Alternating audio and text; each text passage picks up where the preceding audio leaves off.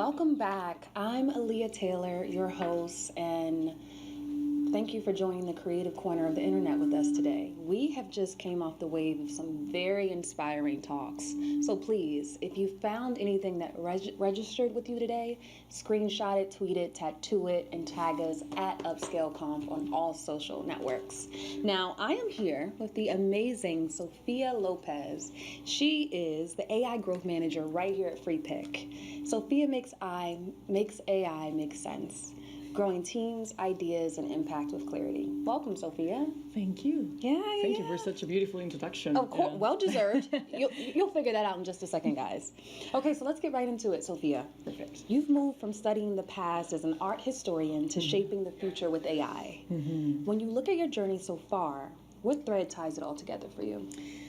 Oh my God, it's been quite a bumbly journey, so to say. Yeah. Some ups and downs, some different approaches, different perspectives. But I think that in the end, curiosity is really what I feel has tied it all together.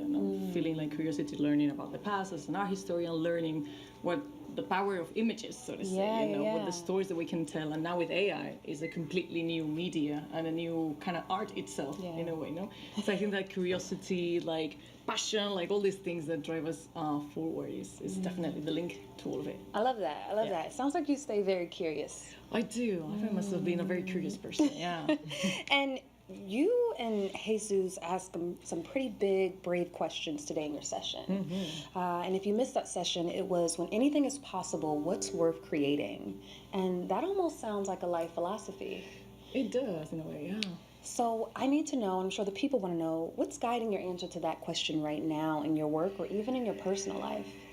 Oh my God, it's a really good question. We've just exited the workshop a few minutes ago, and we had some deep conversations and very interesting approaches from people of all kind of walks of life. Yeah. But in the end, I think that in a way, keeping that, like we mentioned it before, that curiosity, that passion, that kind of push and not sort of push and pull, in a way, like trying to go straight on. It's really what drives everything and pulls everything together. So yeah, it's always like a kind of steady on. Yeah, so curiosity is seeing you through the unknown right now. Yeah. I love that. I love that. Now, you spend a lot of time helping others grow. It's literally in your job title. It's there, yeah.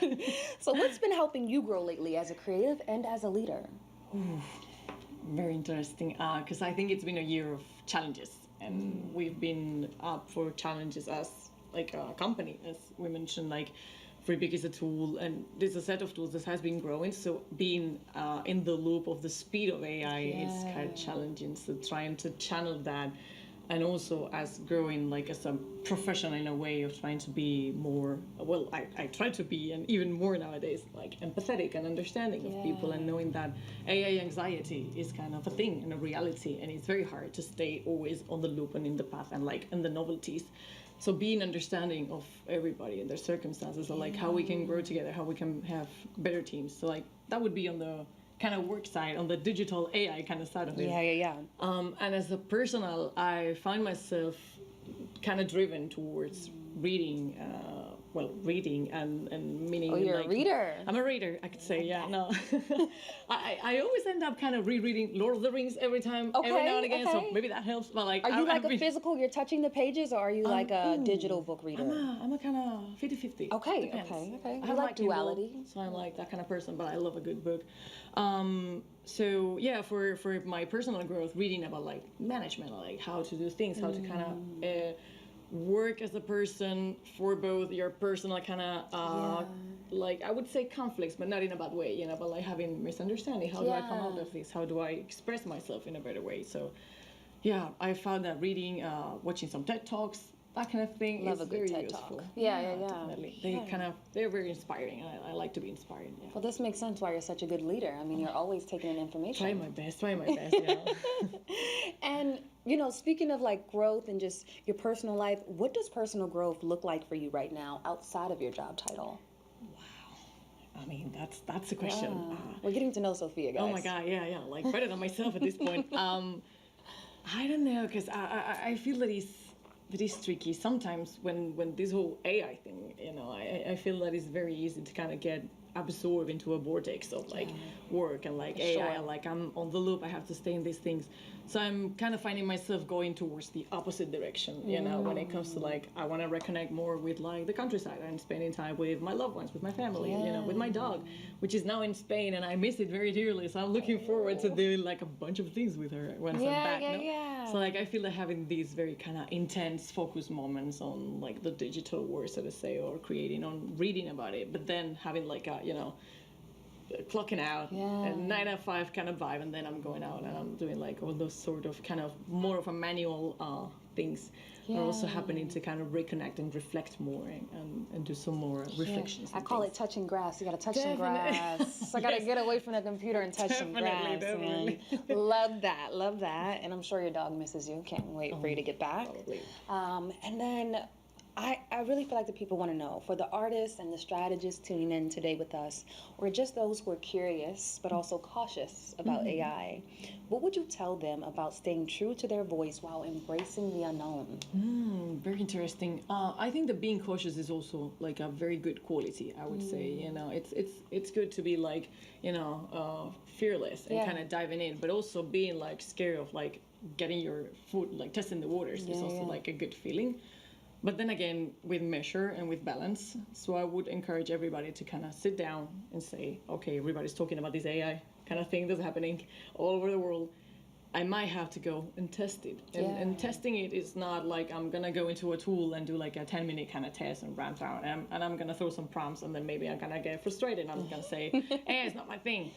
You know, it's like, give it some time, give it a go, get there, see what others are doing, do some deep research. I'm a researcher in that sense. I would love to go into the corners of the internet and like, what is people doing with these kind of things? And I think that way you're going to be at least more comfortable in the opinion that you're going to get out of it and like the processes that you want to go.